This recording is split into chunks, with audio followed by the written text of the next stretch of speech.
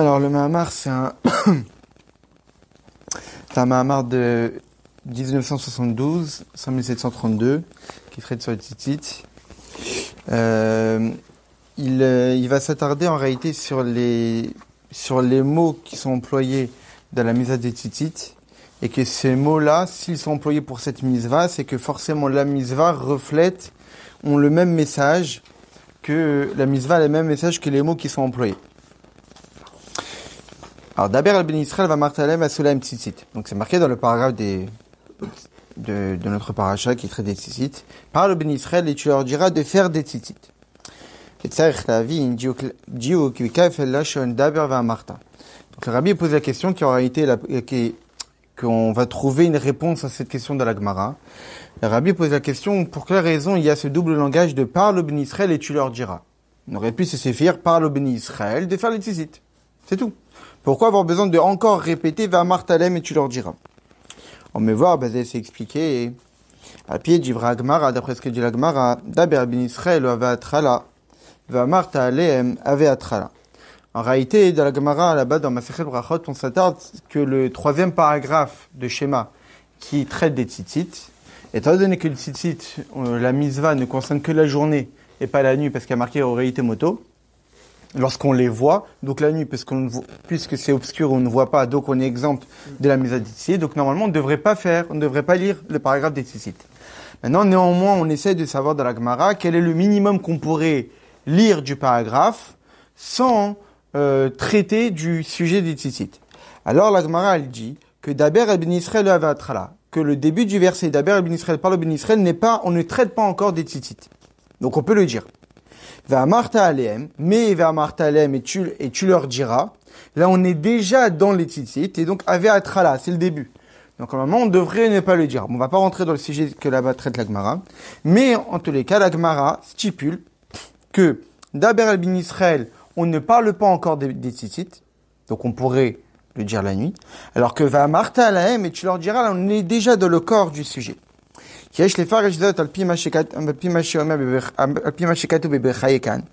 peut expliquer ça par rapport au commentaire du Bechaye, qui nous dit quoi? Daber al-Ben Israël parle au Ben Israël mitzvah tzitzit bichlal. On parle ici de la mitzvah des tzitzit en règle générale.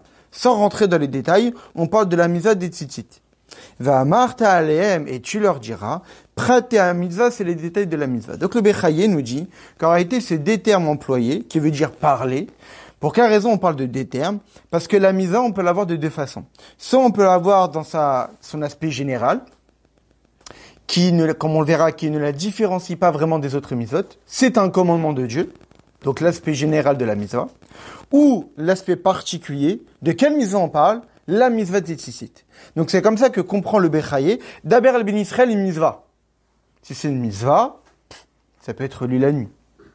Mais va martalem et tu leur diras de quelle mitzvah on parle de la mitzvah des tzitzit. Ah, ça c'est le début du sujet des tzitzit. Donc c'est comme ça que explique le Bechaye. Ensuite le Rabbi explique. Cette différence-là entre l'aspect général de la mitzvah ou les détails. Au Gambenegal et Kavanat à mitzvah concerne aussi la Kavana de la mitzvah. Regardez ce qu'il y a marqué de crochet. Chez Zouichan mi praté à mitzvah, parce que c'est l'un des aspects particuliers de la mitzvah. Qui a doit chez la mitzvah tsarich à Adam n'est quand même marchavat jiboruma. C'est comme on le sait, qu'en réalité chaque mitzvah se doit être accompli dans la pensée, dans la parole et dans l'action. Marshava inu kavanat à mitzvah. La pensée, c'est la kavanat de la mitzvah. Djibour ainu birkat à mitzvah. La parole de la mitzvah, c'est la bénédiction qu'on prononce avant d'accomplir l'acte. Ou maase c'est l'acte, ou gouf maase mitzvah, c'est l'acte lui-même. Donc, le Rabbi nous dit que le Bechaye nous fait une différence entre l'aspect général de la mitzvah et l'aspect particulier de la mitzvah. Ensuite, le Rabbi dit que cette distinction entre le général et le particulier peut aussi se retrouver dans la kavana elle-même. Chaque mitzvah a une kavana. Un aspect profond de la mitzvah, une intention. Pour quelle raison je fais la mitzvah? Eh bien, cette kavana-là, elle a aussi un aspect général et un aspect particulier. Dans le crochet, le Rabbi nous précise que la kavana fait partie de la mitzvah. Parce que la kavana, c'est l'aspect machashava de la mitzvah. La bracha, c'est l'aspect dibour de la mitzvah. Et l'acte de la mitzvah, c'est l'aspect maasé. À la fin du crochet. Chez Yesh Bazé Bet Inyanim, il y a ici deux idées. Klala mitzvah. le général de la mitzvah, que ça, c'est quelque chose qui est général et qu'on retrouve dans toutes les mitzvot à l'identique. C'est quoi? Que la raison pour laquelle, donc la kavana, la raison pour laquelle on accomplit la mitzvah, c'est parce que Dieu nous l'a ordonné. Que Dieu nous a sanctifiés par ses commandements et il nous a ordonné. Grâce à cette mitzvah-là, grâce à cette mitzvah-là, alors se provoque le sujet du tzavta qui veut dire l'attachement, l'union. Une mitzvah, c'est la même étymologie que tzavta, l'attachement. L'union avec Dieu, mais tzava mitzvot, celui qui a ordonné les mitzvot. Donc, l'aspect général de la mitzvah, c'est quoi? C'est de se dire que ce que je vais accomplir, c'est pour quelle raison j'accomplis le mitzvah? Parce que Dieu me l'a ordonné. Voilà. Et cette kavana-là, on doit l'avoir à chaque mitzvah. Pour quelle raison je la fais? Parce que Dieu me l'a ordonné. Et à travers cette idée que j'accomplis la mitzvah parce que Dieu me l'a ordonné, alors automatiquement, il y a un lien qui se crée entre moi et Dieu. Au praté à mitzvah, maintenant, les détails de la mitzvah. Ta'am v'tocha la mitzvah, c'est les raisons et le fond de la mitzvah. Parce que quand on dit qu'on accomplit la mitzvah parce que Dieu nous l'a ordonné, après, on ne voit pas ici la particularité de la mitzvah, c'est la mitzvah. Quelle que soit la mitzvah, il y a la même idée qu'on retrouve dans n'importe quelle des mitzvahs des 613. On le fait parce que Dieu nous l'a ordonné. En dehors de cette idée générale, il y a l'idée particulière de la mitzvah qui est son identité. Comme la mitzvah des tefilin, shinyana shibud alev amoar, qui consiste à asservir le cœur et le cerveau. Pour quelle raison on met les tefilin sur le bras, proche du cœur, et les tefilin sur la tête? Pour nous dire qu'on doit asservir nos émotions et notre réflexion au service de Dieu. Donc ça, c'est la kavana particulière des tefilin. Il y a les tefilin que j'accomplis parce que Dieu m'a ordonné de mettre les tefilin. Maintenant, en dehors de cela, il y a aussi une kavana particulière, que les tefilin provoquent quelque chose de particulier, un apport. Il y a une raison particulière, un sens au tefilin, qui est le fait d'asservir les émotions et la réflexion à Dieu. Et donc, il est évident que, puisqu'on a différentes mitzvot, donc c'est évident que chaque mitzvah apporte quelque chose de particulier à l'individu et au monde. Puisque les mitzvot ont pour définition de dévoiler Dieu sur terre, eh bien, chaque mitzvah dévoile une facette du divin sur terre. Une influence particulière qui est effectuée par elle. Que grâce à cette mitzvah-là, il y a cette influence divine qui descend, qui se dévoile. Et par une autre mitzvah, c'est une autre influence divine qui apparaît. Quand on met les tzitzit, c'est une amshacha particulière. Quand on met les tefilin, c'est une autre amshacha particulière. Quand c'est Shabbat, une autre. Etc., etc. Chaque mitzvah a une influence divine qui lui est propre. Au même titre, on sait très bien, comme on le verra par la suite, que les mitzvot sont appelés les membres du roi. Il y a 248 membres du corps, 248 mitzvot positives, 365 vaisseaux, 365 interdits. Eh bien, au même titre que chaque organe a son rôle particulier, chaque mitzvah a son rôle particulier. Chez Pratim Elu, Enam Nogim, les Kavana Klalit des Kiyum Tsiwi Akadosh Baruch Hu. Tous ces détails-là, qui singularisent et qui identifient la mitzvah, eh bien, ne concernent pas l'intention générale, la pratique de l'ordre de Dieu. Il y a l'ordre de Dieu, qu'on doit respecter. Il y a, quel est cet ordre-là? Et l'identité de l'ordre n'a pas d'influence sur l'acte en soi. Je dois faire l'acte parce que Dieu me l'a ordonné. En dehors de cette idée que je dois faire l'acte parce que Dieu me l'a ordonné, il y a quelque chose qui vient en plus. Mais cette chose-là qui vient en plus n'interfère pas sur le côté général. Le côté général n'est pas dépendant du côté particulier. L'idée que Dieu m'a demandé d'accomplir une mitzvah, quels que soient les effets qui vont être provoqués par la mitzvah, ça n'empêche que je dois le faire parce que Dieu me l'a ordonné. Donc, qu'est-ce que ça valorise ici? Ça valorise que la mitzvah ait un sens ou pas, que la mitzvah a un intérêt pour moi ou pas, il n'empêche que c'est un ordre de Dieu. Donc, que ce soit logique ou pas, que ce soit un intérêt pour moi ou pas, que ce soit difficile ou facile, c'est un ordre, je dois le faire. Kemo Elun Stava Lertov Etzim, comme le dit l'Admorazaken de l'Écoute Torah, que si Dieu nous avait ordonné de couper du bois, juste couper du bois, on l'aurait fait. Et ça aurait été une mitzvah, parce que Dieu nous l'a ordonné. Maintenant, même si pour moi couper du bois, ça n'a aucun sens. J'ai pas de cheminée, ça me sert strictement à rien. Mais Dieu m'a demandé de couper du bois, je le fais, j'accomplis une mitzvah, même si je comprends pas l'intérêt. Et s'il nous avait demandé de le faire, on l'aurait fait. Avec autant d'enthousiasme que des tefilines ou que le Shabbat. Parce que ça reste un ordre de Dieu. Le lier au Mekoshe Shetzim ou pas, au rapport? Pourquoi c'est dans la paracha? Mais on continue. Donc ici, le rabbi il va comparer cette différence qu'on voit entre les deux aspects d'une mitzvah. Parce que là, le rabbi, il parle pas vraiment des tzitzit pour l'instant. Il parle des mitzvot en règle générale. Cette différence entre le général et le particulier, la kavana générale, la kavana particulière, ça concerne toutes les mitzvot. On n'est pas encore rentré dans le sujet même des tzitzit. Ensuite, le rabbi compare cette différence à la différence qu'on peut retrouver entre la volonté et la réflexion. Shaklal ou mitzat prenat haratson, va aprati même mitzat prenat hachokma. Que généralement, dans la chassidut, on explique que le général relève de la volonté et que les détails relèvent de la réflexion. C'est-à-dire que on sait très bien que chaque être humain a ce qu'on appelle des kochot makifim et des kochot pnimim, des capacités qui englobent et des capacités profondes. Parmi les capacités profondes la plus élevée, c'est la capacité intellectuelle. Qu'est-ce que ça signifie une capacité profonde? Ça signifie que c'est une capacité de l'âme qui aura un organe qui lui est propre pour pouvoir s'exprimer. La volonté est une capacité générale de l'homme qui n'a pas d'organe qui lui est propre. Ensuite, les rabbis d'expliquer ce qui est souvent expliqué dans les Mamarim, d'où on voit qu'une volonté c'est général et n'est pas détaillé.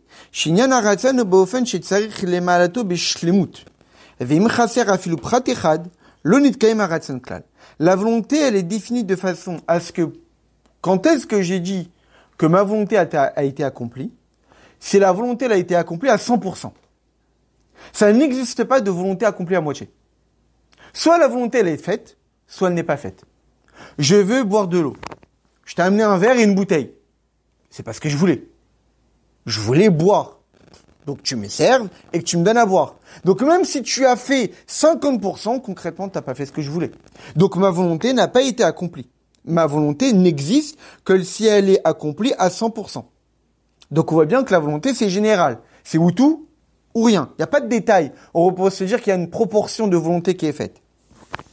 Machenken chachma alors que la sagesse, pas du tout. Et negam que chez Masig rak mitzat, yeshnenyana chachma. Quand on comprend un sujet, on peut le comprendre à 10%, à 20%, à 30%. Sous prétexte que j'ai pas tout compris, on va dire que la personne n'a rien compris. Non. On ne peut comprendre une partie. On peut comprendre à un certain niveau. Ensuite, il y a des niveaux beaucoup plus profonds. Mais on voit bien que dans la réflexion, cette idée de partage existe. Alors que dans la volonté, elle n'existe pas.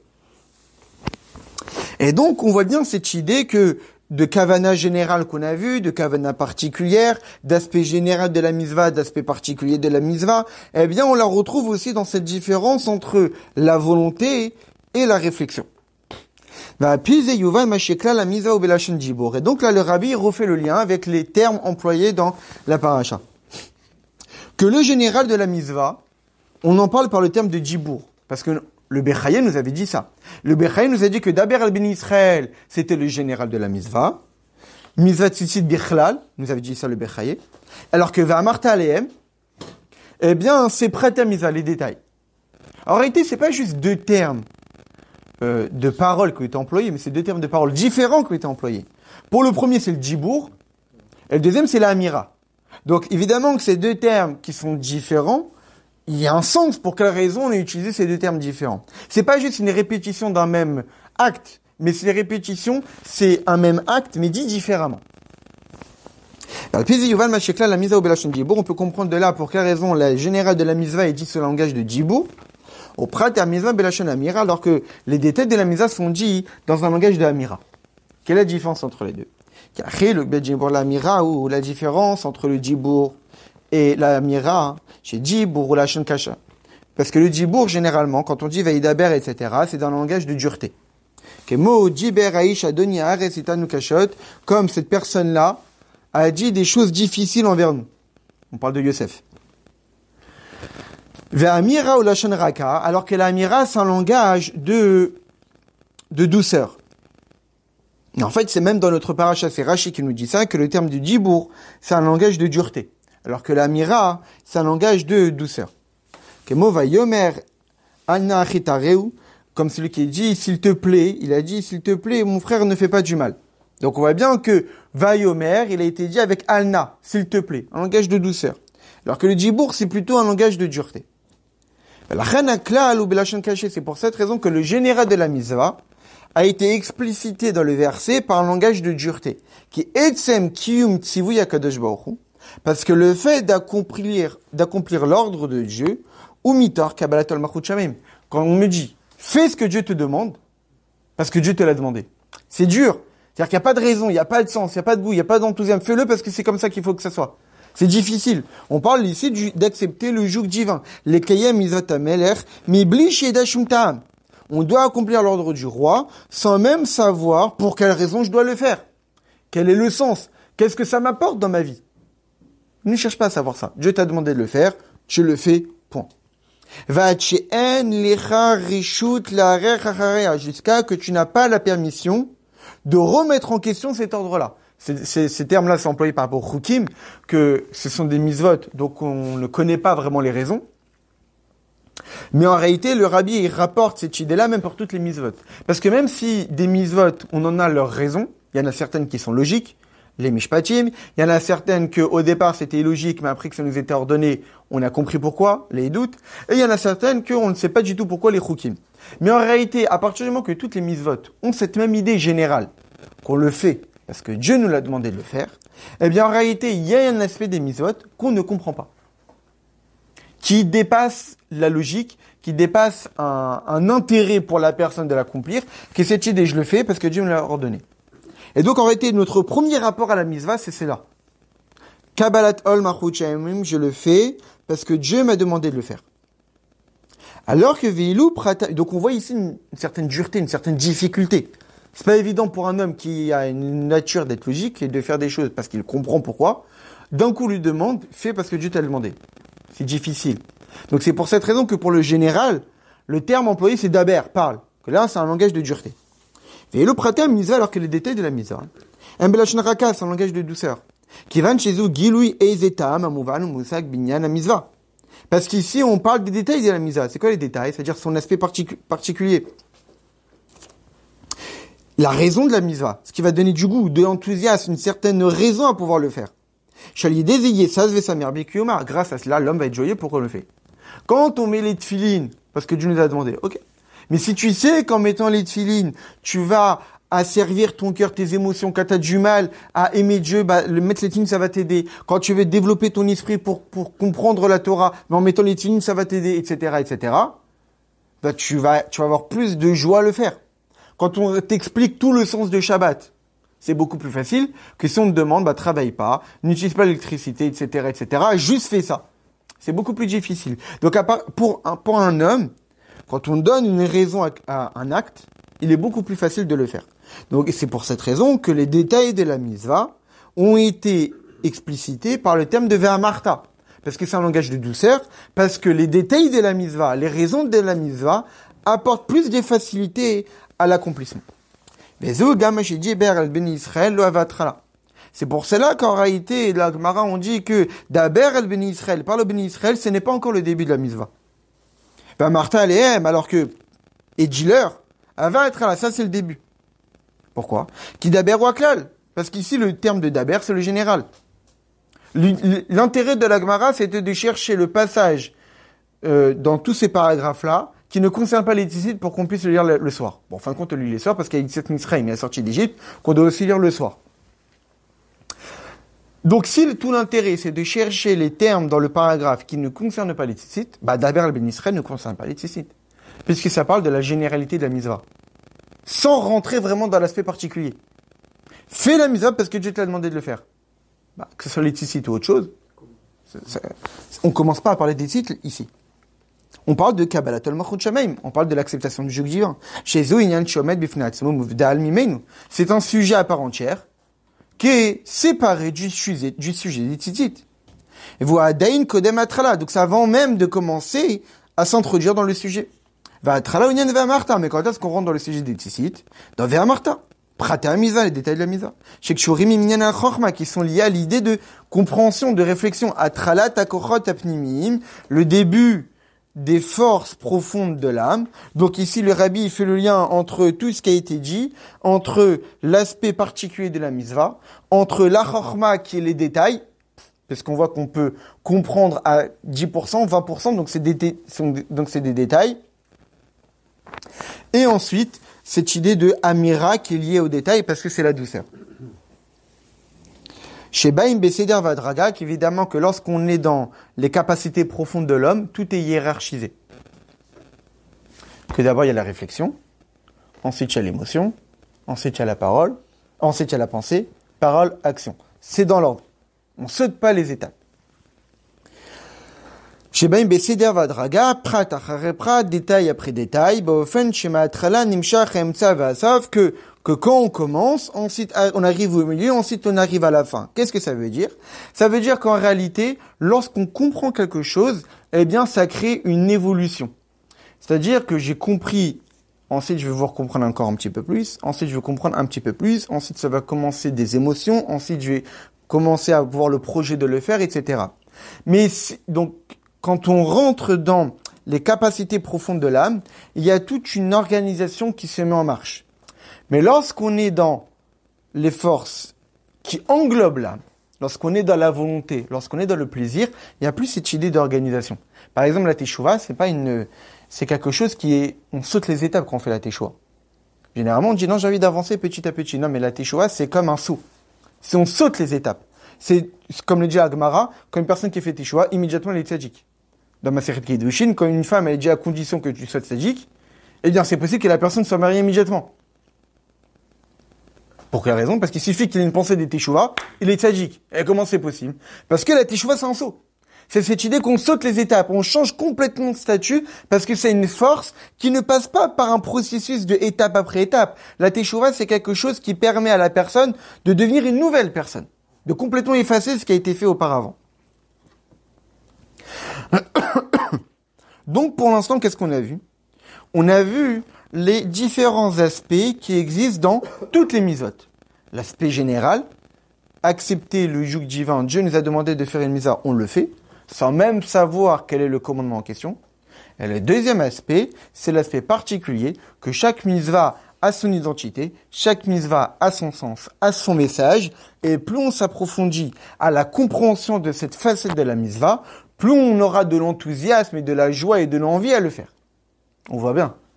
Des sujets qu'on a étudiés, on aura plus de facilité à les respecter que des sujets qu'on n'a pas étudiés. C'est factuel. Pourquoi? Parce qu'on les a compris. On a compris quel est le message qui est derrière. On a compris pourquoi on a reçu cette mitzvah-là. Quel est l'objectif à atteindre? Qu'est-ce que ça nous apporte? Eh bien, c'est évident qu'on les fait avec plus de facilité que celles qu'on nous a demandé de les faire et jusqu'alors, on n'a toujours pas étudié le sujet. Maintenant, le sujet, c'est le tzitzit. Bête. Il faut comprendre maintenant. Pour quelle raison on a utilisé ces termes-là pour le tzitzit? Davka. Ces termes-là de Daber V'Amarta, cette idée générale, c'était particulier. C'est pour toutes les mitzvot. Pourtant, c'est pas pour toutes les mitzvot que ce double langage-là est utilisé. Il y en a d'autres.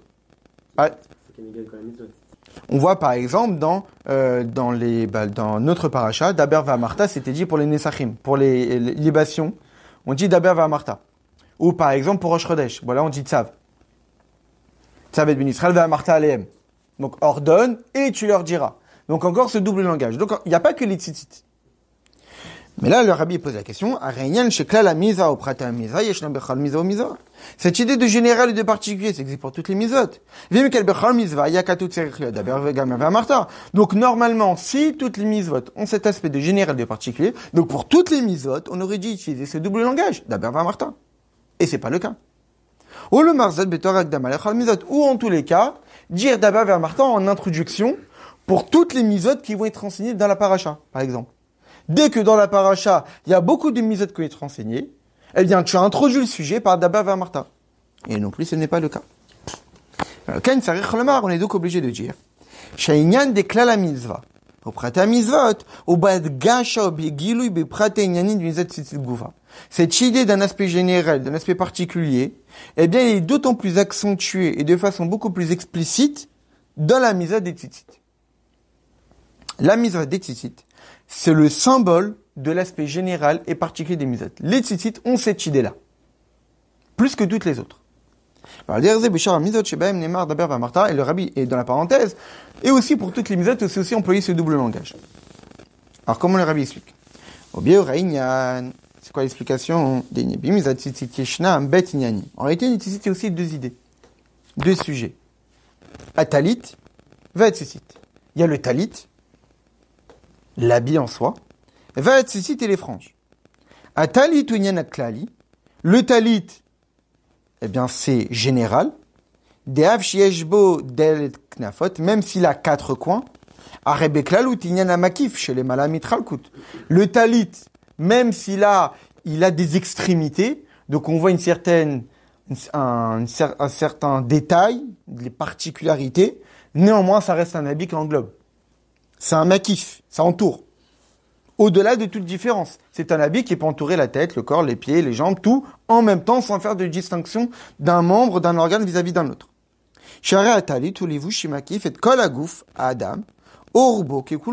Parce que le talit est un habit qui englobe tout le corps de l'homme, ou la majorité, qui est comme son entièreté.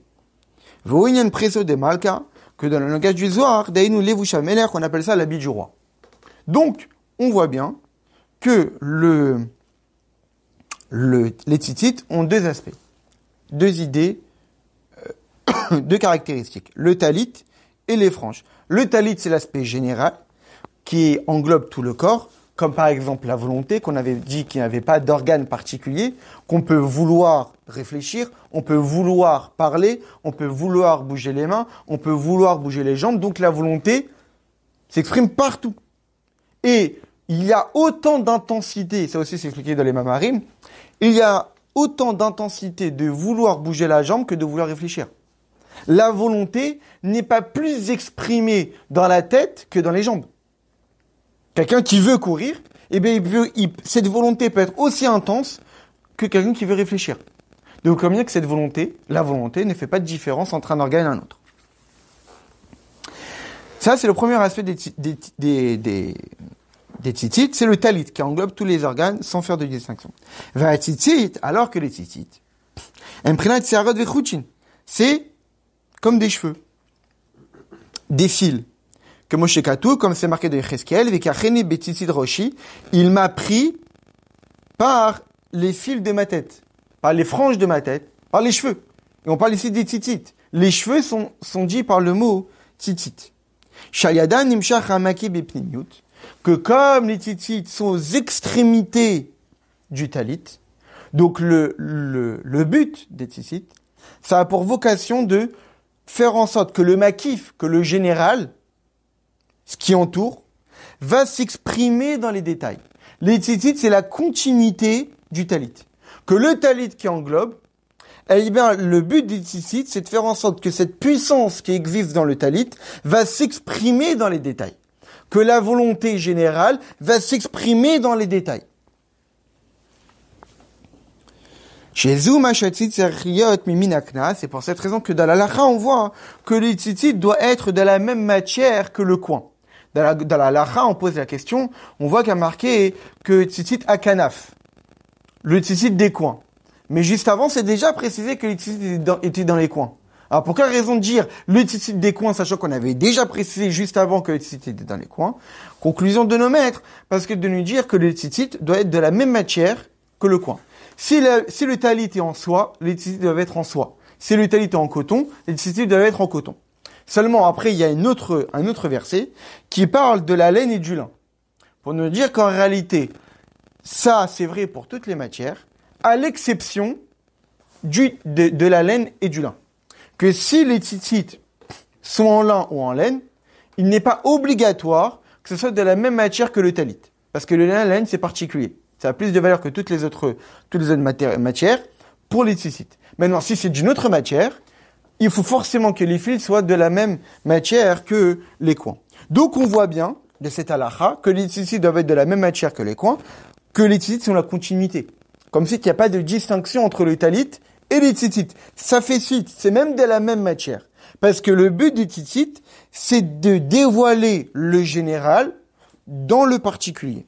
Que le général ne reste pas juste dans son état de général, mais de le faire rentrer dans le particulier. Comme on le voit souvent en Chassidut, que, comme on l'a vu juste avant, comme on le verra par la suite, que je sais que Dieu m'a demandé de faire une mitzvah, alors je vais le faire. Mais cette idée-là ne doit pas rester juste dans un état de général. Je dois faire en sorte que aussi ma réflexion comprend pourquoi je dois faire la mitzvah. Pas juste je l'accepte dans mon aspect général, c'est-à-dire par ma volonté.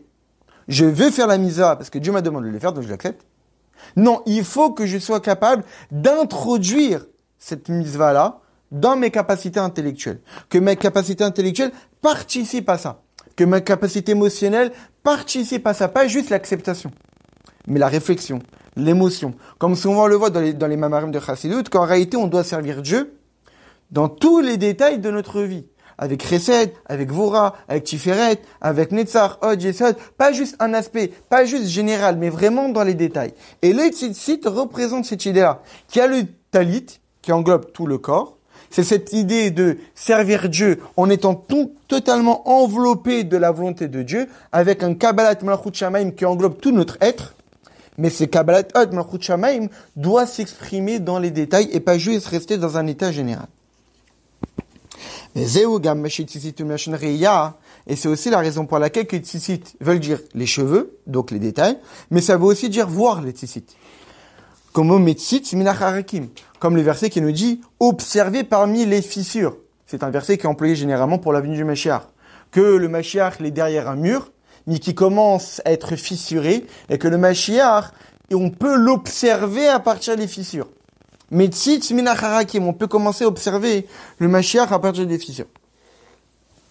C'est pour cette raison que pour la misade des tzitzit, qui veut dire voir, il est marqué Oriim Temoto. Et vous verrez le fil de Techelet. Parce que la vue, c'est le début des forces profondes et l'une des capacités les plus louables et les plus importantes de l'âme. Parce que les tzitzit, c'est le particulier. Or, parmi les capacités particulières de l'âme, la plus élevée, la plus intéressante et celle qui apporte le plus, c'est la vision. La reine Amrou, c'est pour cette raison qu'il est dit, que lui n'est pas du tout identique à la vue. Et ça, c'est un sujet qui est énormément expliqué en Chassidut. Cette idée que quand j'entends une histoire, je peux l'accepter, je peux y croire, mais quelqu'un, il peut tout de suite venir et remettre en question ce que j'ai compris. Alors que quand je vois une situation, on peut me dire ce qu'on veut, je crois en ce que je vois. Exactement. C'est juste la même chose. C'est plus clair, c'est beaucoup plus profond. Parce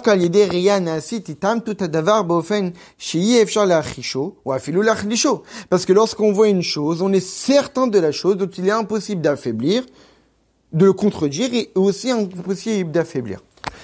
Et c'est cette idée de détail, parce que quand on entend quelque chose, lorsqu'on entend une histoire, c'est-à-dire qu'on a l'histoire dans un aspect général. Mais lorsqu'on voit une situation, je vois tous les détails. Et dès le premier instant, je le vois. Dès ma première vision, je vois tous les détails. Ça prend pas quand on entend une histoire, ça prend du temps pour obtenir tous les détails. Mais quand je vois, immédiatement, j'ai tout vu. Et dans tous les détails. Donc la vision, c'est cet apport des détails que lui n'a pas. C'est la même idée que les tzitzit. Les tzitzit veulent dire voir, les tzitzit veulent dire les cheveux, les tzitzit sont au coin, parce que c'est cette idée de détail qu'on retrouve aussi dans l'idée de voir, de la vision. Et c'est pour cette raison que la mitzvah des tzitzit passe par cette idée de vision. Regarde les tzitzit. Parce que c'est la même idée. Parce que c'est à travers la vision te permet de voir les détails. Et les tzitzit, c'est cette idée de détail. C'est cette idée de ne pas rester juste à un stade général de notre avodat Hashem. Cette idée que le général doit rentrer dans les détails de nos capacités profondes et des détails de notre vie. Vaïnyan basé, c'est quoi l'idée qui est développée ici? Sha'amakif una leyoter. On sait très bien dans la Chassidut que tout ce qui est makif, par définition, relève d'un niveau divin qui est extrêmement élevé. Parce que par définition, tout ce qui est makif qui entoure, ça signifie qu'il est tellement grand qu'il ne peut pas s'introduire. Qu'on ne peut pas le supporter. Comme ce qu'on appelle le Or HaSovev. Le Or HaSovev, on appelle ça la lumière qui entoure, parce qu'elle est tellement élevée, tellement puissante spirituellement parlant, que la création est incapable de pouvoir supporter son intensité. Donc elle ne se dévoile pas. Et comment on l'a définit? Or HaSovev, une lumière qui entoure. Comme c'est pour dire qu'elle ne s'introduit pas. Mais Kol Makom, néanmoins, Atachliti, Shamakif, Shumshar, Bepnim Davka. L'objectif, c'est que même ce qui de façon naturelle est inaccessible, par nos efforts, on le rend accessible. Comme la misade de la souka. La misade de la souka, c'est un makif. Mais c'est quoi la misade de la souka? Les chefs basouka, assis-toi. C'est quoi s'asseoir? C'est faire descendre. C'est-à-dire que quand on fait la misva de la souka, qui consiste à s'asseoir dans la souka, c'est cette idée de ce mouvement de dévoiler les lumières divines qui sont tellement élevées de la souka, mais de les dévoiler, de les faire asseoir.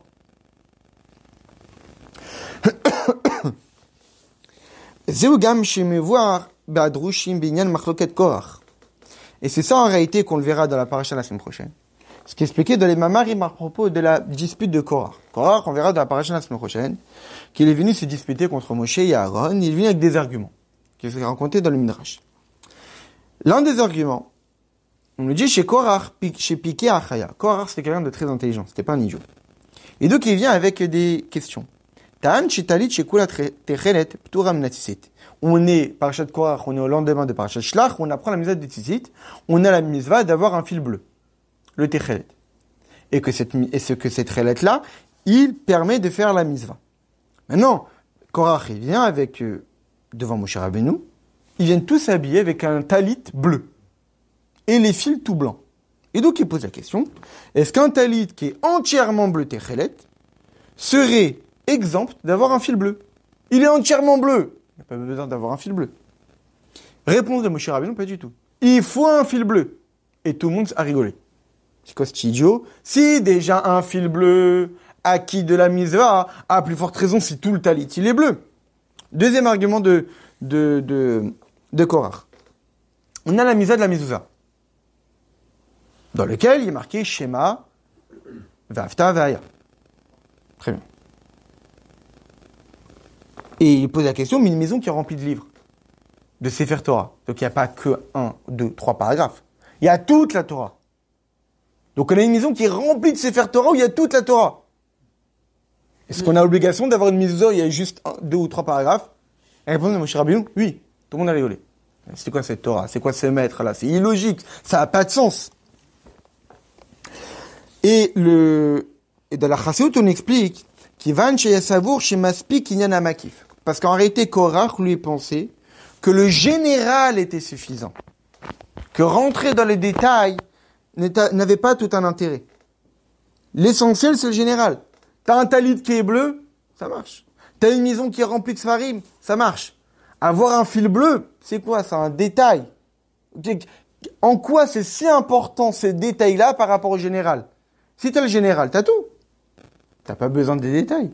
Si t'as une maison qui est remplie de sfarim, t'as pas besoin du détail de la mezouza. Qu'est-ce qu'apporte le détail par rapport au général? C'est cette idée qu'un talit est entièrement bleu et une maison qui est remplie de sfarim.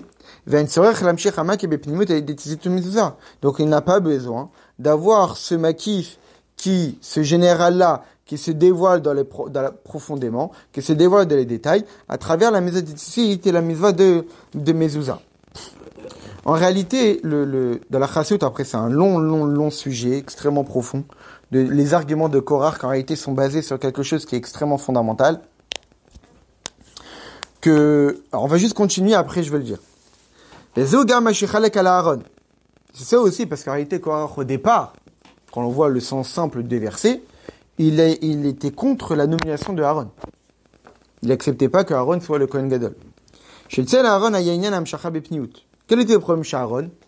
Alors oui, dans la paracha, on voit qu'il y a des arguments basiques. Ok, normalement c'est moi qui aurais dû être choisi pour le chef de la tribu de Lévi. Je suis quand même le premier-né de parmi les plus grands. Ok, c'est les enfants de Amram qui étaient l'aîné qui prennent les plus grandes parts. d'être le chef de la génération et d'être le Kohen Gadol, mais le chef de la tribu de Lévi, ça devrait être moi. Pour toi, on a donné le petit-fils du dernier de la famille, alors que ça devrait être moi.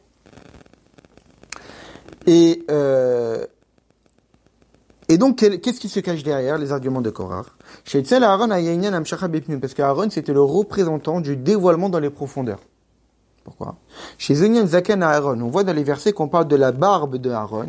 Chez Yored Alpi Medotav, qui descend par ses midot. On parle de la barbe de Aaron dans plusieurs versets. On parle de l'huile qu'on a oint à Aaron. Pour Kohen Gadol, on parle de l'huile qui s'est écoulée sur sa barbe. Quel est le rapport avec la barbe? Shinyan Seharot Azaken, parce que les poils de barbe, Moré Alam Shachabipniut, on parle de poils qui descendent vers le bas, on parle de dévoilement dans les profondeurs, dans les détails. Et en quoi Korach était contre ça? Parce que dans notre paracha, dans la paracha de Be'alotecha, Shenken Korach Hayam Levim, Korach c'était un Lévi, c'était pas un Kohen. Et donc, Neymar Mavirutar Alkol Besaram, on a demandé aux Lévim de se raser entièrement. Et donc les Lévites n'avaient plus de barbe. Et donc quand il a vu qu'Aaron avait de la barbe, et que lui n'avait pas de barbe, il s'est dit, on voit bien, il n'y a pas besoin de détails, il n'y a pas besoin de dévoilement dans les détails. La preuve, nous on est des Lévi'im, on n'a pas besoin. Nous on n'avait pas besoin, on n'a pas besoin de passer par ce dévoilement dans les détails. La preuve, on nous a demandé de nous raser entièrement. Ah bah la émeti, mais en réalité, en réalité, le général, c'est hyper important. Le makif, c'est même un niveau extrêmement élevé. Mais tout l'objectif, c'est que ces niveaux les plus élevés puissent se dévoiler dans les détails, dans les profondeurs, dans les niveaux les plus bas. C'est ça la portée, c'est ça la barbe. En réalité, pour quelle raison les Lévi'im, ils devaient se raser? C'est qu'un Kohen ne devait pas se raser. C'est parce qu'en réalité, on explique la différence fondamentale entre un Lévi et un Kohen. C'est qu'un Lévi, c'est le représentant de la Gvoura. Alors que le Kohen, c'est le représentant du Chesed, de la bonté. Or, la Gvoura, donc la rigueur, c'est cette idée de restriction. Le Chesed, c'est cette idée de don. Donc, puisque Aaron, qui est un Kohen, cette idée de don, celui qui bénit, celui qui donne, c'est évident qu'il est le représentant de la Hamshacha, du dévoilement. Donc, c'est évident qu'il doit avoir une barbe. Parce que c'est cette idée de dévoilement, cette idée de donner, de donner vers les niveaux les plus bas, de donner dans les détails. Le Lévi, lui, étant donné que c'est la rigueur, eh bien, c'est problématique s'il a une barbe. Pourquoi? S'il y a des cheveux. Quel est le problème? C'est parce qu'en réalité, on explique dans la Chassidut que les forces du mal, les clipotes, quand est-ce qu'ils profitent du divin? Les clipotes profitent du divin lorsqu'il y a un voilement du divin. Parce que plus on voit le divin, plus on l'atténue, plus on le rend accessible au niveau inférieur. Mais quand quelqu'un est déjà un représentant de la Gvoura, donc il est déjà un représentant de la restriction, si en plus tu lui rajoutes des poils, qui est cette idée de restriction de vitalité, comme les cheveux, ou quand on tire, on a même pas mal, parce que la vitalité, elle est restreinte au maximum, au point que j'ai aucune souffrance lorsque je me coupe les cheveux. Et si en plus tu lui donnes une barbe, qui est cette idée de poils fins, qui rentre dans les détails, ça veut dire que tu as déjà une nature de restriction. Et je te donne encore plus de la restriction. Mais si tu as une nature de Gvoura, et tu rajoutes encore de la Gvoura, alors là, le voilement du divin est tellement important, qui va faire en sorte que même les forces du mal vont pouvoir profiter de ta divinité. Donc pour éviter que des forces du mal puissent profiter de la spiritualité du Lévi, on le rase totalement. Et c'est la raison pour laquelle, entre parenthèses, les femmes doivent se couvrir les cheveux. Pour quelle raison les femmes doivent se couvrir les cheveux? Parce que, pour quelle raison on dit que les cheveux d'une femme c'est herva alors qu'un navire on lui demande de se laisser polisser les cheveux? Quelle est la différence entre les deux? Parce que la femme, c'est Gvoura. La femme, c'est la représentante de la rigueur, alors que l'homme, c'est Chesed. La femme, c'est la représentante de la matière, de la malchoute. Donc les niveaux pragmatiques, de tout ce qui est matériel, alors que l'homme est plus théorique, plus spirituel. Donc si la femme, qui est la représentante de la matière, de la matérialité, si la femme, c'est la représentante de la rigueur, et elle a des cheveux, ça signifie que n'importe qui peut venir en profiter. Parce qu'on parle de vitalité qui est tellement restreinte, que même les forces du mal peuvent venir en profiter. Donc pour ne pas que les forces du mal puissent venir profiter d'un voilement supplémentaire de quelqu'un qui représente la rigueur, on les cache. Pour ne pas que les forces du mal puissent venir profiter de ça. Donc c'est pour ça que les femmes doivent se couvrir les cheveux. C'est cette idée de protection pour ne pas que les clipotes puissent venir profiter de quelque chose qui est accessible pour eux. Parce que la femme étant représentante de la matière, donc le niveau est plus bas. Mais si en plus tu rajoutes les cheveux qui sont accessibles, alors là, c'est les forces du mal qui peuvent profiter de la sainteté, de la spiritualité de la femme. Et donc Korach, il avait toute cette... tous ces arguments contre Aaron, donc c'est pour cette raison que lui, il était contre eux. Il a dit, mais un talit qui est entièrement bleu, c'est le makiv, c'est le général, moi je suis un Lévi, je suis la Gvora, il n'y a pas de restriction, pourquoi on rajoute ça?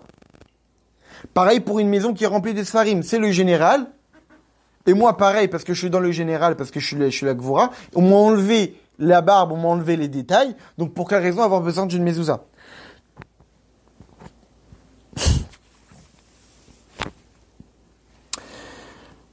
Mais le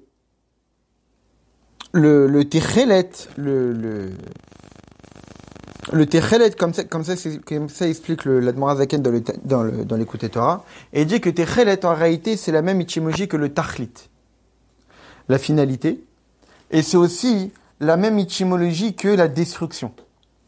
Techelet, c'est kilayon, détruire. En réalité, le Techelet rappelle cette idée qu'on doit détruire le mal. C'est pour cette raison qu'il y a marqué « Regardez-les, et vous ne détournerez pas du droit chemin ».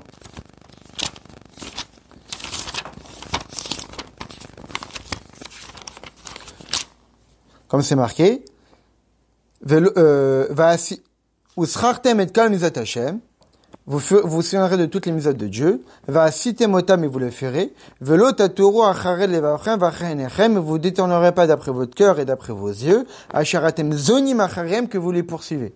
On parle ici de zonim, se détourner, qui est la même étymologie que zona. Une prostituée.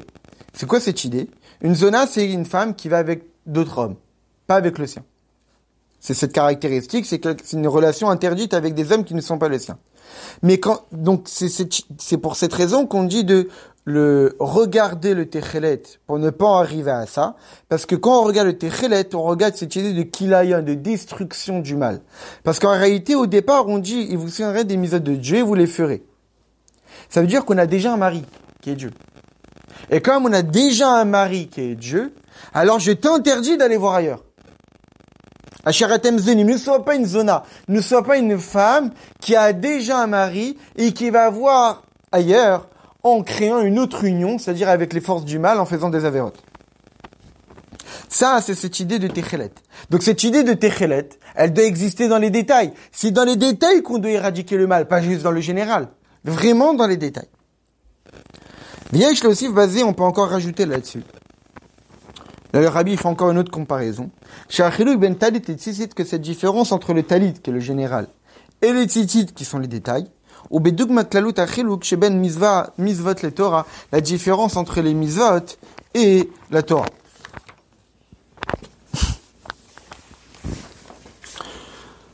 Qui est la même différence qu'on a vue tout à l'heure entre le Ratson et la Chorma. Les misvot, c'est la volonté de Dieu. La Torah, c'est la sagesse de Dieu.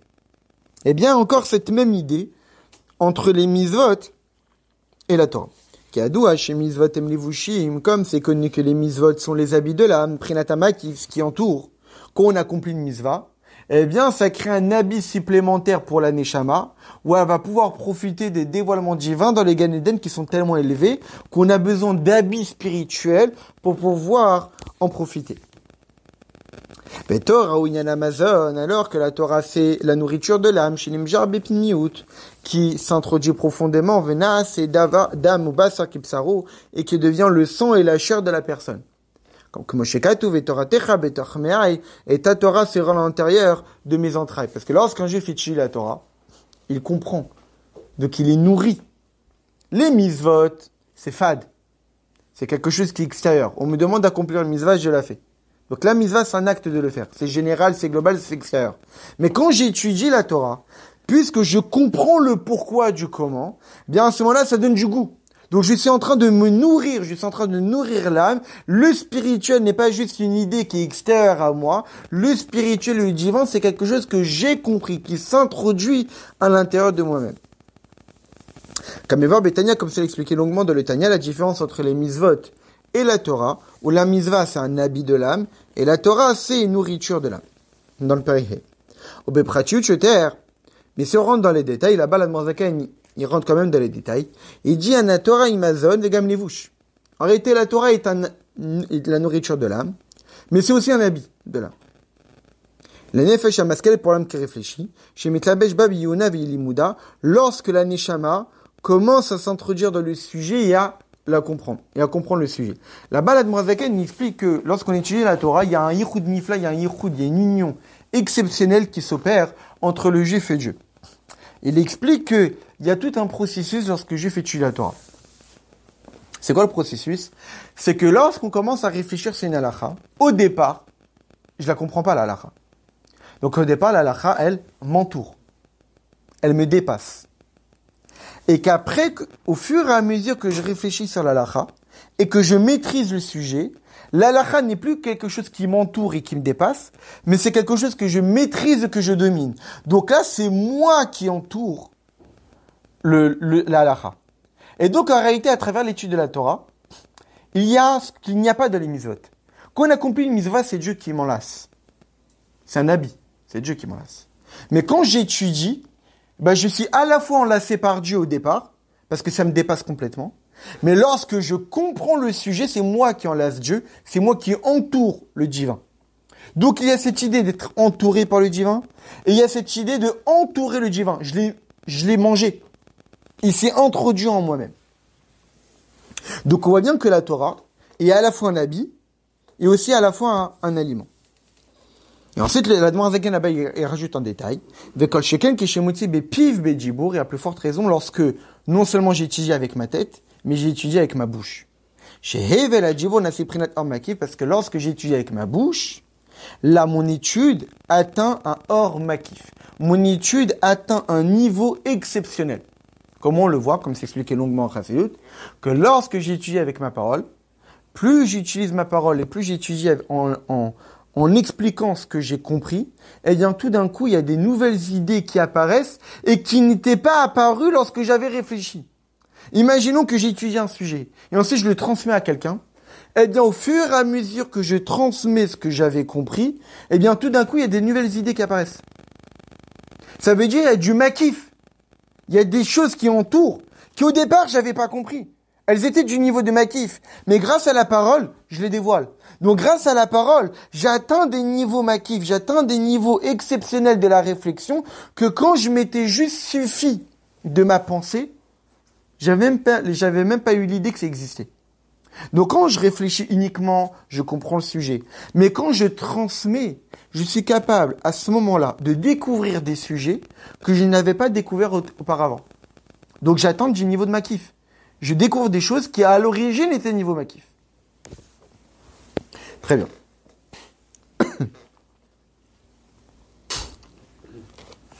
Donc là, on voit bien la distinction entre les mitzvot et la Torah. Les mitzvot, c'est un habit, donc le général, alors que la Torah, c'est la profondeur.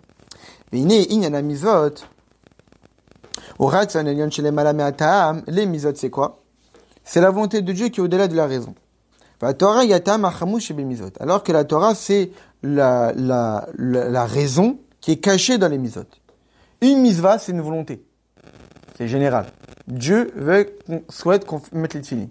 On met les tefilines. On a fait la mitzvah. Qu'on l'a compris, qu'on n'a pas compris, qu'il y a une kavana, pas une kavana. On a fait la mitzvah parce qu'il y avait un acte. C'est fade, c'est factuel, c'est comme ça. Il n'y a pas de raison, il n'y a pas de sens. La Torah, elle, c'est le ta'am hakamush ben mitzvot. La Torah, elle, c'est la raison, le goût caché qu'il y a dans les mitzvot. Chez Zounian Amshachat Amakib et Pinmut, quand on étudie la Torah, le makif, on le remplit. La mitzvah qui au départ me dépassait, eh bien, je commence plus à apercevoir la mitzvah. Je commence à comprendre plus le message qui se cache derrière. Je commence à comprendre plus pourquoi Dieu me demande de faire cette mitzvah-là. Ça C'est ça, toute cette idée qu'on a dit lorsqu'on a reçu la Torah. Naase v'nishma. Nous ferons et nous comprendrons. Beofen shel-akdamat naase nishma. D'abord naase, après nishma. D'abord je fais, et après je comprends. Chez naase ou kiyum ratzon. Nous ferons, c'est accomplir la volonté de Dieu. Vetzarich lamshicho binyan de nishma. Au départ, je fais.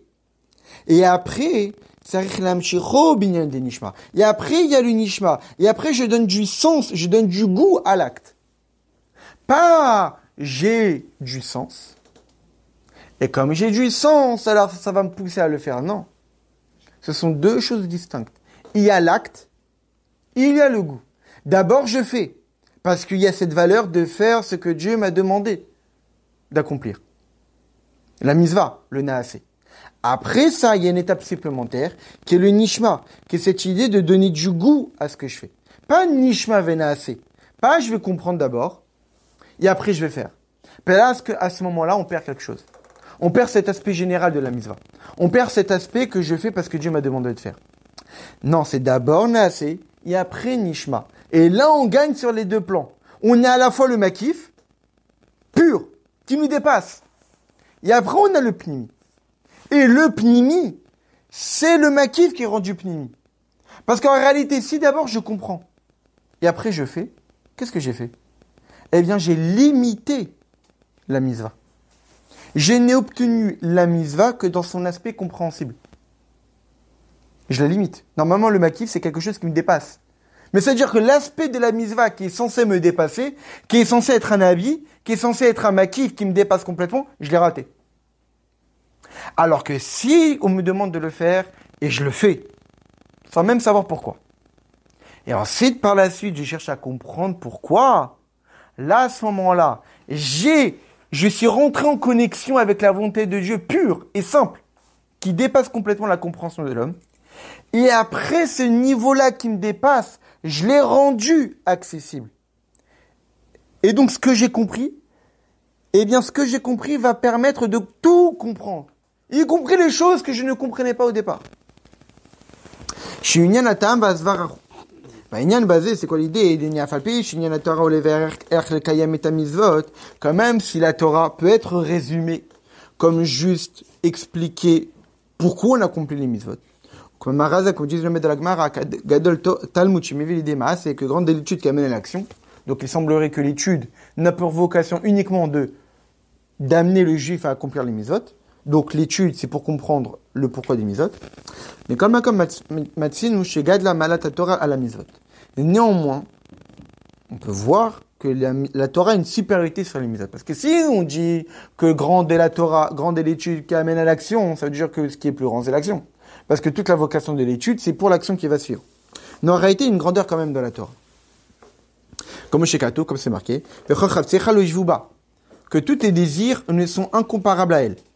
N'ont pas de valeur par rapport à elle. Ici, c'est quoi tous les désirs? Même les désirs célestes, même les désirs spirituels, même les volontés, c'est-à-dire même les mitzvot. Même les mitzvot sont incomparables à elle. C'est qui elle? C'est la Torah. Comme c'est expliqué de Tanya, les mitzvot sont juste les membres du roi, comme un organe. C'est quoi le but? C'est quoi un organe? C'est quoi un membre? Eh bien, il permet de concrétiser une volonté. Ça permet d'extérioriser une volonté. À travers le mouvement d'un organe, je comprends que la personne voulait ça. Donc, quand un juif il accomplit une mitzvah, c'est comme un organe de Dieu. Il explicite ce que Dieu veut. On l'a mal amusé, mais il y a un niveau encore supérieur à cela. Où il y a la Torah, c'est la Torah, comme on l'avait déjà étudié, que la Torah et Dieu ne font qu'un. La Torah, c'est Dieu lui-même.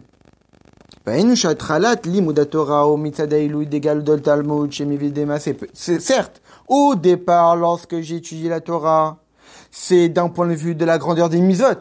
Et donc, du fait que les mitzvot sont grandes, alors je vais étudier la Torah pour comprendre le pourquoi du mitzvot et me pousser à faire les mitzvot.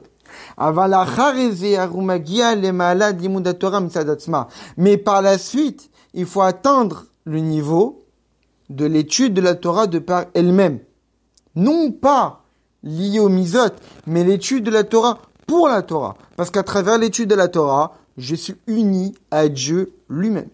Qui fit chez les Mala, Beofen, chez les Mene Kol Chai, une Torah qui est cachée aux yeux de tous. Vachi Kula Chadim Kucha Biruchu, jusqu'à qu'elle ne fasse qu'un avec Akadosh Baruch Hu. Va yede limud Torah, nimshechet bepniut gam aprina china alit shebetorah. Et grâce à la Torah, à l'étude de la Torah, alors se dévoile profondément même ce niveau le plus élevé de la Torah. Donc ici, le Rabbi nous explique quoi? Ici, le Rabbi nous explique qu'il y a une différence entre les mitzvot et la Torah. Les mitzvot, c'est le général, c'est le makif, c'est l'habit. La Torah, c'est l'aliment, c'est le profondeur. Mais, en dehors de cela, en dehors du fait que la Torah permet de donner du goût aux mitzvot, la Torah a aussi un autre aspect supplémentaire, quelque chose qui surpasse les mitzvot, cette idée d'union avec Akadosh Baruch Hu. Cette idée de ne faire qu'un avec Akadosh Baruch Hu. Donc ça veut dire que lorsque j'étudie la Torah, il faut être capable qu'au fur et à mesure que j'étudie la Torah, je me détache de cette idée d'étudier pour accomplir, mais d'étudier pour étudier. Ce qu'on appelle la Torah Lishma, la Torah pour elle-même. Pourquoi j'étudie la Torah? Il n'y a pas de raison. J'étudie la Torah pour Dieu, pour m'attacher à Akadosh Baruch Hu. Non pas pour me dire, pour m'expliquer, pour m'indiquer, pour m'orienter comment accomplir les mitzvot, mais la Torah pour la Torah. Et à travers l'étude de la Torah, on sera capable de dévoiler ce niveau-là, le plus élevé, qui est cette idée d'étudier la Torah pour la Torah. Maintenant qu'on a expliqué tout ça, on comprend le lien avec les tzitzit, que les tzitzit, il y a ces deux aspects. Il y a le talit et il y a les tzitzit. Il y a le talit qui est le général, mais les tzitzit qui a pour vocation de dévoiler profondément le général. Imaginons qu'on s'arrête juste au mitzvot. Il manque énormément, il manque la Torah. C'est-à-dire que les tzitzit sont le symbole de la Torah. Cette idée de que les mitzvot, on va leur donner un aspect beaucoup plus profond. On va les introduire, on va comprendre le pourquoi des mitzvot. On va être attaché aux mitzvot, non pas juste de façon extérieure, mais de façon beaucoup plus profonde. Et Zéou Daber, le Ben Israël va martalem à Solaim. C'est ça qui est dit, parle au Ben Israël et tu leur diras de faire les tzitzit. Chez mitzvot tzitzit, mudgashim bet inyanim chez beklalut Torah mitzvot. Que dans la mitzvot des tzitzit, on met l'accent sur ces deux idées générales de la Torah et des mitzvot.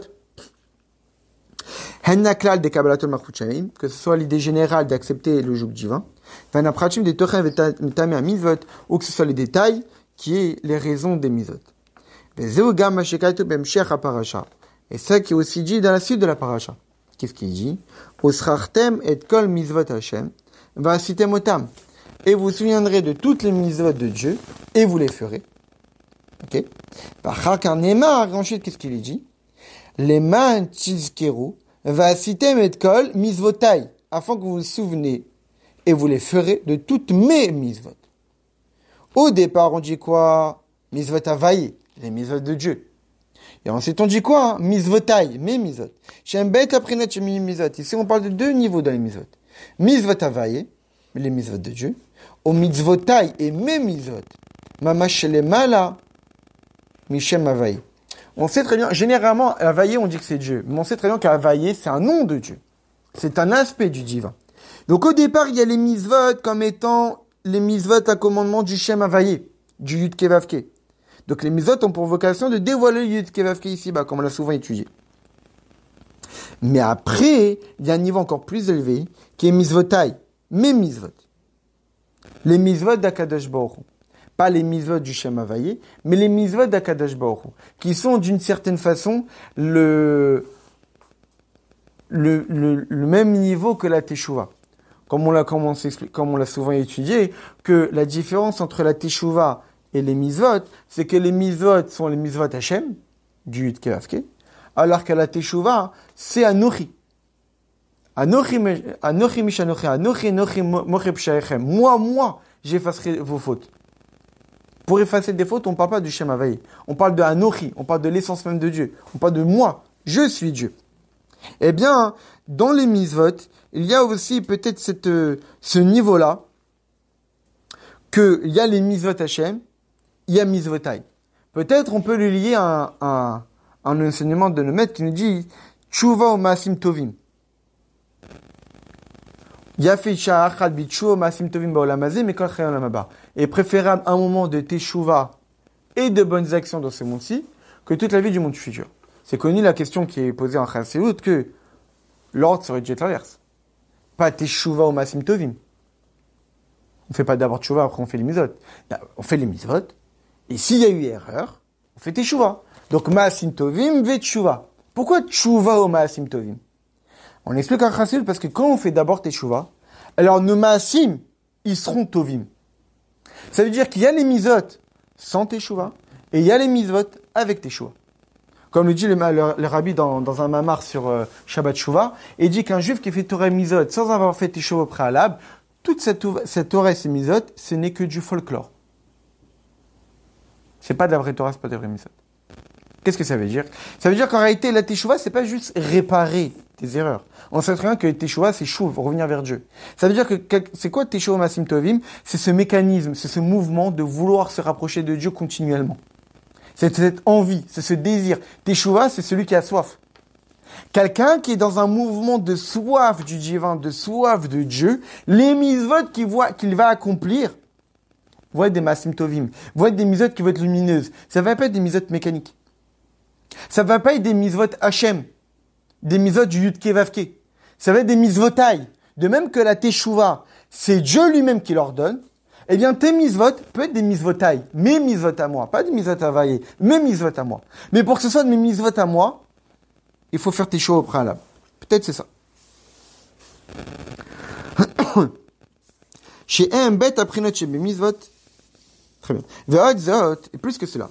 Chez Bessima Parasha Nehemar, à la fin du paragraphe, ce qu'il est dit, Ani avaye le kechem, je sais l'Éternel votre Dieu. Ani avaye le kechem, je sais l'Éternel votre Dieu. On dit 2 fois cette phrase-là. Bet pe'amim. Vagdama lechol zei. Et l'introduction à tout ça, c'est quoi? Daber el beni Israël. Parle au beni Israël. Donc on voit bien qu'on dit Ani Hashem le kechem, Ani Hashem le kechem. Encore ces 2 idées. Mitzvot Hashem, mitzvotai. Ani Hashem le kechem, Ani Hashem le kechem. 2 niveaux. Répétition, c'est 2 niveaux différents. Daber el beni Israël, ve'amarta alehem. Donc on voit bien que dans tous ces paragraphes des tzitzit, on parle à chaque fois de 2 niveaux. Et tout ça, c'est introduit par Daber le Béni Israël Daïka. On parle à qui? On parle au Béni Israël. Chez les Matam Israël. On parle pas de Israël. On parle de Bné Israël. Les fils d'Israël. Ce qui est en dessous d'Israël. Chez Gamlahem Shayar Venimsha Achen Aklal Daber Venaprachim Deva Amarta. Y compris les Béni Israël, qui sont à un niveau inférieur à Israël. Eh bien, eux aussi sont concernés par le Daber, par le général, et au Avamarta, au détail. El mizvot Hashem, ve el mizvot mamash. Chez eux, mitzvot godel, malatan chez l'Israël. Parce que cela relève de la grandeur des Bnei Israël. Chez Nosaf, l'écart, chez Mitkashran Boraita. Qu'est-ce qui fait en sorte que les Bnei Israël soient capables d'être liés à des mitzvot de Dieu? Non seulement être lié à des mitzvot du Shem Havayé, mais même à des mitzvotai, à des mitzvot de l'essence même de Dieu. Qu'est-ce qui est capable au Bnei Israël d'être lié à Ani Hashem le Kechem? Donc encore ces 3 niveaux. Ani Hashem le Kechem. Ani Hashem le Kechem. Qu'est-ce qui fait que nous on est capable de pouvoir être unis avec l'essence même de Dieu? Eh bien c'est parce qu'on a quelque chose en plus. Chez le Saf Lekar, chez Mitkachran Boraita, qu'en plus du fait qu'on est attaché à la Torah, Torah qui fiche Alma men kolchai. Au point même qu'on est attaché à la Torah qu'on a définie tout à l'heure. L'essence même de la Torah. Shashua amer ba'atzmuto. Les désirs de Dieu dans son essence. Neotzot. Il y a quelque chose en plus. C'est quoi? Chez Kadmon et Torah. Que nous encore on est supérieur à la Torah. On a précédé la Torah. Kedita b'midrash, comme c'est marqué dans le midrash. Shnei dvarim gadmo le'olam. Torah Israël qui a 2 choses qui ont précédé le monde. La Torah et les Bnei Israël. Avayeni Yoda et même Kodem. Je ne sais pas qui a précédé qui. Est-ce qu'il y avait d'abord les Bnei Israël ou il y avait d'abord la Torah? Keshomer betorah daber le Bnei Israël, ça va être Bnei Israël, puisque dans la Torah il est marqué parle au Bnei Israël, ordonne au Bnei Israël. Donc si dans la Torah on parle de ordonne au Bnei Israël, c'est que les Bnei Israël étaient déjà avant, puisque la Torah parle au Bnei Israël. Omer Ani, chez Israël Kadmou. Donc forcément, moi je dis que c'est les Bnei Israël qui ont précédé. Vachi Israël, vekuchabichu kulachad. Jusqu'à que les Bnei Israël et Dieu ne fassent qu'un. Et donc en réalité, comme c'est expliqué en Chassidut, qu'il y a un niveau dans la relation entre les Bnei Israël et la Torah, c'est la même relation entre Khatan et Kala. Parfois, c'est la Torah qui est le Khatan, et les Béni Israël, c'est la Kala. C'est-à-dire que c'est la Torah qui influence les Béni Israël pour pouvoir s'attacher à Kadosh Baruch Hu. Pour s'attacher à Dieu, j'ai étudié la Torah. Je pratique les Mizot. Seulement, il y a une relation entre la Torah et les Béni Israël qui est inversée aussi, que c'est nous le Khatan, et la Torah, c'est la Kala. C'est pas la Torah qui nous attache à Dieu, c'est nous qui attachons la Torah à Dieu. Parce que nous, on ne fait qu'un avec Akadosh Baruch Hu. On a précédé la Torah. Avant même qu'il y ait la notion de Torah, on était déjà là. On était déjà lié à l'essence même d'Akadosh Baruch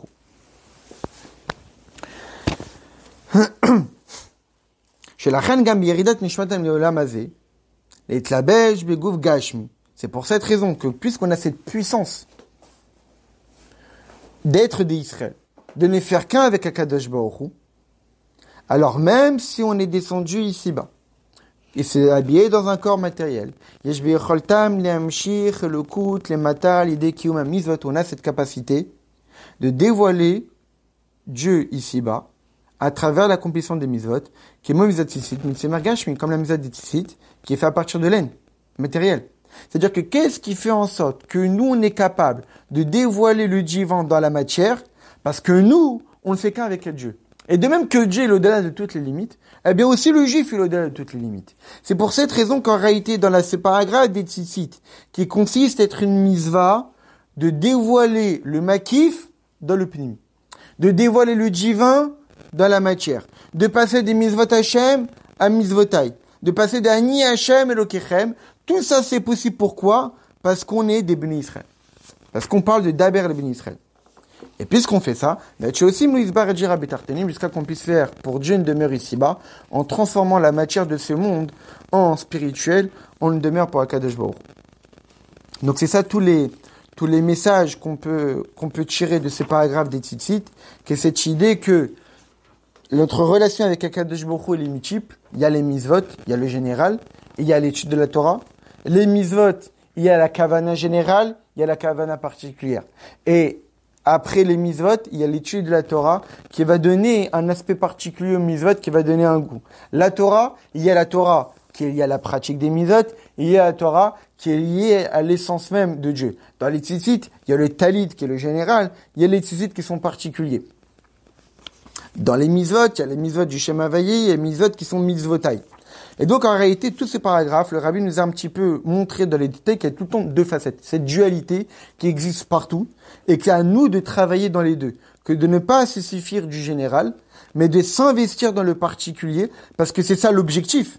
Comme on l'a vu dans le paragraphe avec Korach. Amirchouvanu, c'est quoi l'objectif? C'est que le makif devienne pini.